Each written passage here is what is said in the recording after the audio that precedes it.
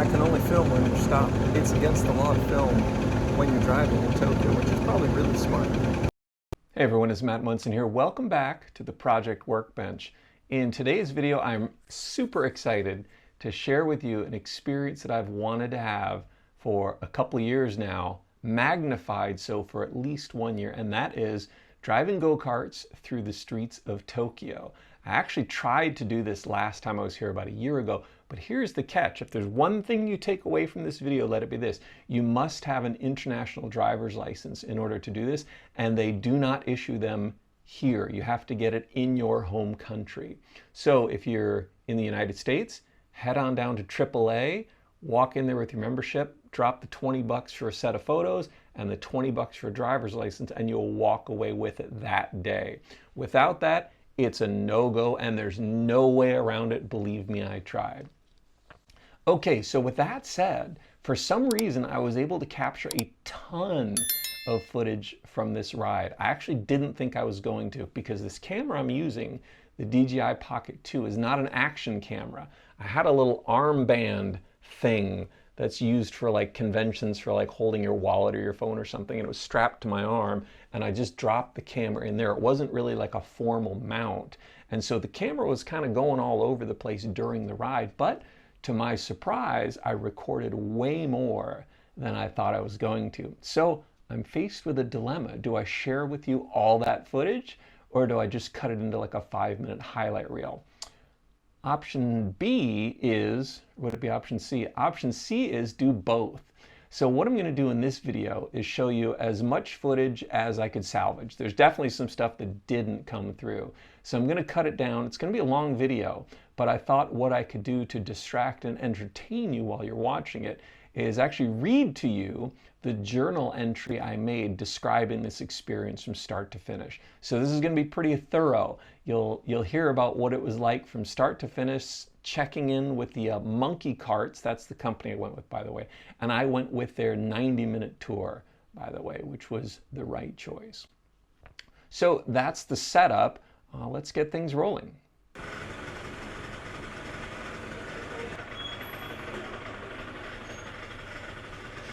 All right, let's see if we can get a good shot this time. It's a little tough. The camera keeps turning on. Let's see what we can do. September 11th, 2024. I arrived at the Monkey Karts building early. My resi was for 4 o'clock, and the website insisted you arrive 20 minutes prior to that. I was there at 3:20. This all turned out great, as I not only hate rushing, but I love minimizing unknowns. It looked to me like they were putting away carts from the last outing. A couple of folks had also just arrived, so I followed them from a distance. I was greeted by a Viking-looking dude who gave me a traditional Japanese greetings and a bow. I'll tell you what though, this is super fun. This does not disappoint. To which I gave a hillbilly-esque hi in response. I really need to work on my Japanese. We just passed Tokyo Tower. If this video happens to work out and you can hear any audio, I will tell you this is everything I hoped for. The gent pointed me inside, where another gent was waiting behind the counter. First thing that happened when I walked in the door is they offered me a bottle of really cold water. I gladly accepted. Today was another hot day, and I had been walking in direct sun for a bit. The cold water was extremely welcome. Bro behind the counter asked for my international driver's license and passport. He was surprised to see a Kiwi passport and a driver's license issued in California. I explained to him that I'm a New Zealand citizen, but I live in Los Angeles. He thought that was cool. He points to a QR code and tells me if I follow their Instagram account, they will cover liability insurance for free. Good little bit of marketing there. Without hesitation, I scan the code and add them. I'm then directed up a very steep set of stairs into a loft area with tragically low ceilings. The building looks to be a warehouse that was converted into the Monkey Karts headquarters. It's super nice, very clean, very tidy.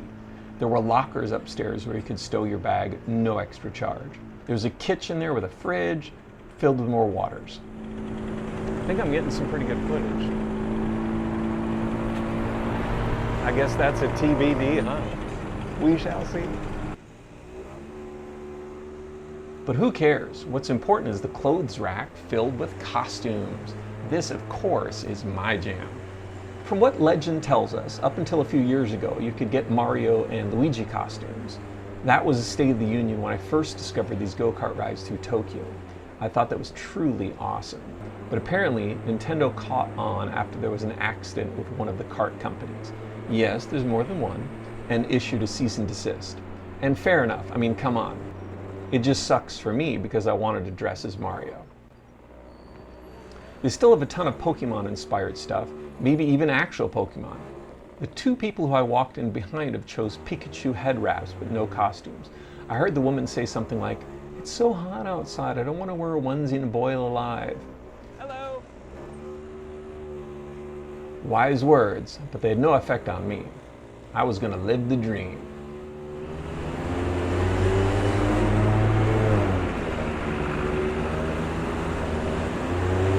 Oh, I know where I am. I was here just the other day.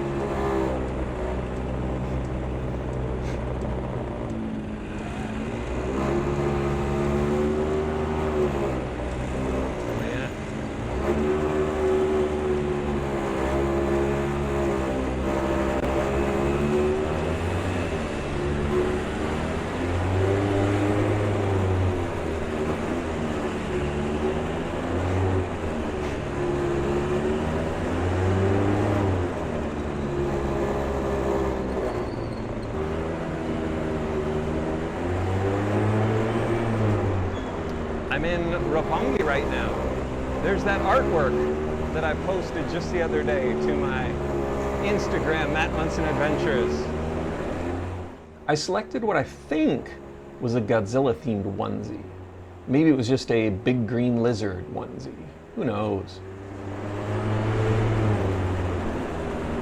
Shake Shack, let's go.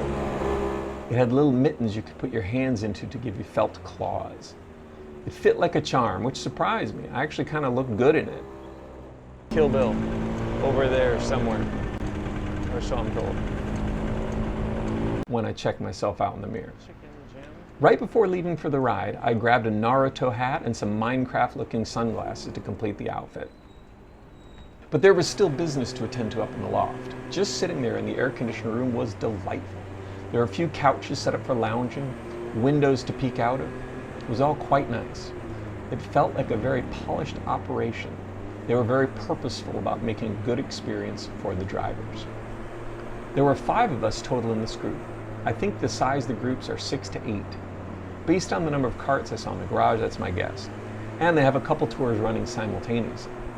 It was really, really nice to just sit on the couch, sip cold water, and chill in my not Godzilla, for copyright reasons, union suit for a few minutes.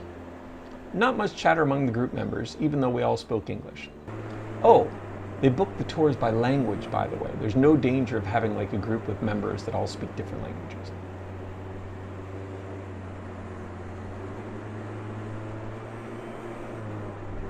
As 4 o'clock struck, the Viking dude from earlier came up and played a little video for us. It went over safety, how to operate the go-kart, and the hand signals that the group leader would be using to help guide us. My brain held on to about half of the information, but the most critical stuff about hand signals I retained. They usher us down the super steep staircase I mentioned earlier and into the garage, which is now filled with carts. You pretty much just grab anyone you want, though I was unable to distinguish one from the other. They all looked the same to me. Dude, I'm Tokyo drifting right now. You don't even know. All right, so that signal he's giving right there, the hang loose. That means we line up. I plopped into the one I wanted, adjusted the seat, fastened my seatbelt, and was ready to roll. I got some help starting it up as I'd forgotten the 4-step sequence: button, brake, trigger, gas, and was on my way.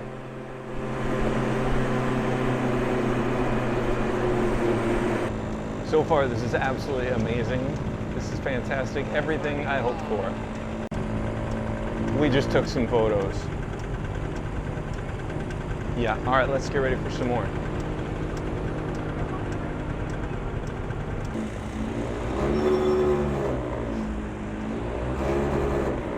have no idea where we are right now. But man, you really do get a unique view of Tokyo, that's for sure. It took all about 10 seconds to get comfortable with the controls. The gas needs a good press before it engages. The brakes are sensitive. The steering is sluggish. That's about it. It became natural very fast. We all pulled out of the garage and lined up behind Ken. Ken was driving one of those Boffo tricycles. All the fun of a motorcycle, but with significantly reduced chance of dying painfully, quickly, and miserable. You go, Ken.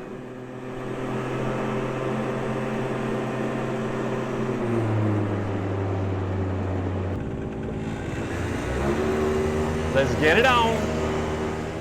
Ken reminded me deeply of Natsuke the Man, a recurring character from the Abroad in Japan YouTube channel. He looked like him, and his English had the same cadence and feel as Natsuke's. I felt like I was in the presence of greatness. He was both enthusiastic and fun and took photos of the group at every stoplight.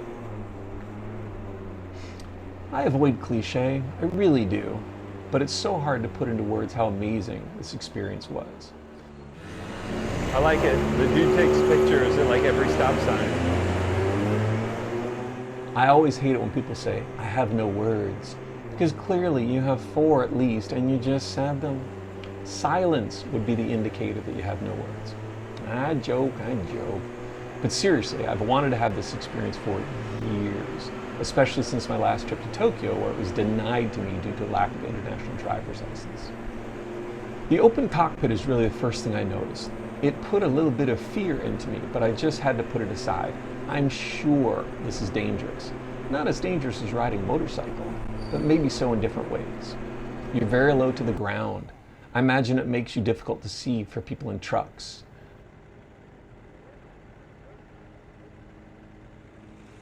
We've already been going for an hour now. I can't believe it. Or about 50 minutes, I take it back. So only 30 minutes. Man, time flies fast. Fast on this tour. So if you're taking one of the shorter tours, be ready for it to be over instantly. All right, here we go. Let's do some more. The guide tries to keep the group together, and I don't think at any time we were divided by a car or other vehicle, just by distance. I was bringing up the rear. I felt like my accelerator was a little stingy, but it may have just been me. I had trouble keeping up with the pack, but I think it was largely due to my defensive driving that has been so ingrained into me during my time on the streets of Los Angeles. I signed up for the longest tour they offer, which is 90 minutes. I'm so glad I did too, because after what felt like about 15 minutes, I took a look at my watch and realized the first 60 minutes had already passed us by. It's just such a mix of feelings and activities. You're juggling multiple agendas. On the one hand, you're trying to keep up with the guide. You're also avoiding getting killed. You're staying in formation, and you're looking for hand signals from Ken. He indicates whether to go single file, side by side, or to speed up to make it through an intersection, or stop for pedestrians. All the while, you're trying to soak in the scenery. So many sights to see. I'd never actually been on the streets of Tokyo in a vehicle, much less one I'm driving. For me, unique poses for the photos Ken was taking at each stoplight was also of the utmost import. Oh, are we at Takashita's? I feel like we're... No. We are?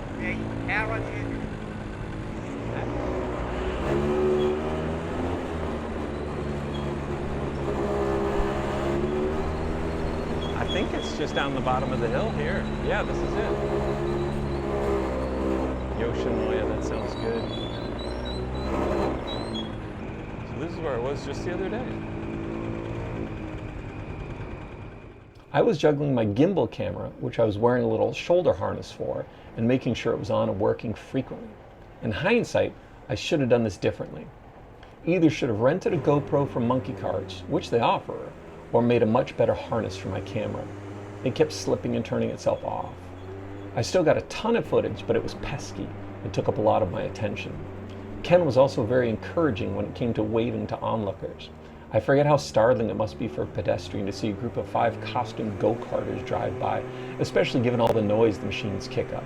It's hard to miss. Ken was waving violently at them, posing for pictures, giving them the hang loose sign, and you frankly could not help but join in. Lastly, at each stop, I pulled out my iPhone and grabbed my DJI Pocket to shoot some footage or take some photos.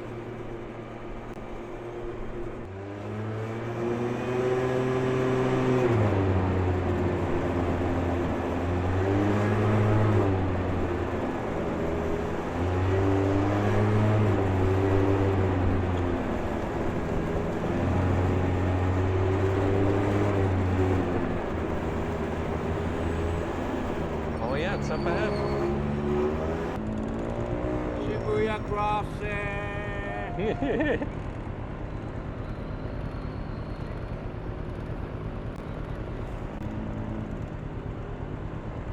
Sir. 1, 2, 3.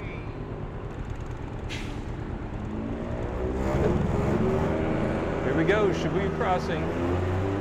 To be short about it, there was a lot going on and the time flew by. I was super glad I brought the sunglasses and hat, as the air tends to really blast you when you're doing 40 miles an hour down a Tokyo street. I'm sure my eyes would have been dried out had I not. All right, I think I got it. That was great. Oh, also, Debbie Downer, who didn't want to wear the onesie because it might get hot, joke's on you, because it was actually quite cool with all the aforementioned air blowing on you at high speeds. I would say, if anything, the non-Godzilla onesie was helping to keep me warm. Hey! Got it! Less than halfway through the drive, my face was hurting from smiling so much. It was so fun. An actual dream come true. Achieving something that's been on your list for so long is such a great feeling. The streets of Tokyo themselves are beautiful and immaculate. It's definitely cooling off a lot too. Got a nice cool breeze coming in. No potholes, no trash by the sides of the streets, no graffiti on signs. It's all just pristine, as was the drive. Some of the highlights for me were passing by Tokyo Tower and driving through Shibuya Crossing. Iconic. We zoomed past Takashita Street in Harajuku, and the thought that went through my mind was, I'm glad I saw that on foot the other day. There was a point near the end of the tour when we got the Go Karts up to 50 miles per hour, twice. There was a long stretch road that had two sections where there was a dip in the road to go under an overpass and then rise out. Ken really dropped the pedal on the dips, and I saw the speedometer hit 50. I was shocked. We were really flying. I spotted a Don Quixote and was pleased with myself for recognizing something local. I have nothing bad to say about the tour, but I do have a consideration. It is not a sightseeing tour. It's a driving experience.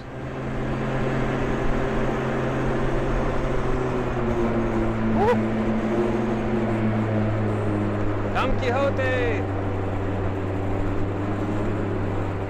You move through Tokyo so quickly and you're so focused on all the tasks in front of you that you barely have time or brain space to register all the things that you're actually seeing, much less destination spots. We were lucky enough to stop at red lights in front of Tokyo Tower and Shibuya Crossing, allowing us time to really soak it in, take some pictures, and appreciate the moment. Takashita Street? Not so much. I couldn't even tell you what other icons we passed by. It all just blurred into the city. This is not a bad thing. I had the time of my life, and it shouldn't be taken as a criticism. But if you're planning on using this as a sightseeing tour, I think you'll be disappointed. I think we might be behind schedule or something. He's really started moving.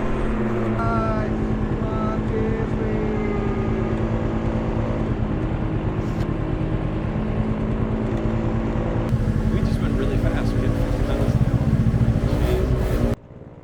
Also good for me is all the high points on the tour are places I've visited before on foot with plenty of time to leisurely explore them.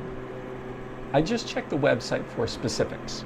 I took what's called the Monkey Kart Shinagawa Route 3 tour. Their website describes it as follows. Embark on an unforgettable Tokyo journey with Monkey Karts Shinagawa Route 3, where you'll marvel at the majestic Tokyo Tower, explore the cultural hub of Roppongi Hills, and navigate the vibrant streets of Harajuku and Omotesandro. Cap off your adventure with a glimpse at the legendary Jingu Baseball Stadium. Let Monkey Kart guide you through Tokyo's diverse landscapes, promising unforgettable experiences at every turn. End quote. The short version is 90-minute tour: Tokyo Tower, Shibuya Crossing, Harajuku, Omotesando, Jingu Baseball Stadium. I have no idea what Omotesando was, and I couldn't give a rat's ass about Jingu Stadium. What I was most excited about was the time on the road, so I took the longest tour they offered. Super glad I did, too. I think because I was such a reluctant driver, Ken cycled me up to the front. I've studied laws of constraint a lot over the years, so I see right through you, Ken. Move the weak link to the front of the chain. I see you. It actually all worked out as everyone got some time in pole position. But I think I was there the longest. I was kind of happy about it because it meant I would be in a good posse for all the photos Ken was snapping. That's turning a frown upside down right there. Also, following Ken was a lot less stress than following from the back of the pack. The fear being that you're going to miss a turn or get caught in a stale yellow light. It all worked out, and kudos to Ken for being such an excellent resource manager. The very second my brain started to say, okay, I think I'm good, I realized we were rounding the corner and headed back to base. Also, my butt was a little sore. The suspension on my I Heart Tokyo branded Go Kart got nothing on the Chrysler 300 back home. 90 minutes was literally the perfect amount of time for this trip. I'm so glad I selected the one I did. I feel like we're wrapping up soon. It's almost 5:30, so we're probably on our way back to base now. Bummer. The timing was also great as we had some traffic and plenty of stretches without. I'm really not familiar with traffic flow patterns in Tokyo. For all I know, I picked the worst possible time of the day. For me, it provided plenty of opportunities to pull my camera out to film, which you're not allowed to do while driving, only at stoplights, and just get my bearings. We rolled into base and everyone seemed just as high on adrenaline and smiles as I was. Ken airdropped each of us all the photos he took. He then presented us each with a printout of a group photo he took early in the trip, with the Monkey Kart info printed on it and a business card on the back. If you've come this far, you probably know what I'm going to say next. If this was any place in America, they'd say, if you want those photos, they're an additional 20 bucks, or you can get 2 for 10. Here's a printout, 5 bucks please. If you want the full digital package plus the printout, we can offer a 10% discount. Always with the upsell. Always with the hogwash. It's never enough to just take your money for what you signed up for. They always have to trap you into buying more, extract more money out of you with the once-in-a-lifetime souvenirs. Makes me sick to my stomach. Totally absent here. My brain registered all of this as it was unfolding. Ken was taking the time to thank each person for an awesome trip, then transferred all the photos he took over to your phone. Many of them had filters on them to make them look wild, and the company logo planted at the bottom. But he also provided the original, unfiltered, unstamped photos. It was at that moment I knew I had to tip Ken heavily. Even though Japan is not a tipping culture, part of the instructional video at the start said drivers do appreciate tips. I did not see anyone pass on yen to him. Not to say they didn't, but I knew I was going to. Since I was the last in, I was also the last out. That's it, we're back. Looking forward to seeing how much this footage actually turned out. After we had all gone upstairs and taken our costumes off, then retrieved our belongings, we headed downstairs. I thanked Ken and handed him every spare yen I had on my person. He shook my hand and said, "Very good LA driver." Kinder words, never spoken. And that, my friends, is the story of Monkey Karts on the streets of Tokyo. I cannot stress enough how fantastic it was. It was a really great time, really great experience. For me, the 90-minute one was absolutely the right choice, and I think you should make that choice too. Anyway, huge shout out to Monkey Karts. There'll be a link in the description below if you want to sign up with them. Tell them Matt Munson Adventures sent you. Not that there's a discount code or anything, but I'm sure they would appreciate the referral. Anyway, thank you so much for watching, and we will see you for the next one.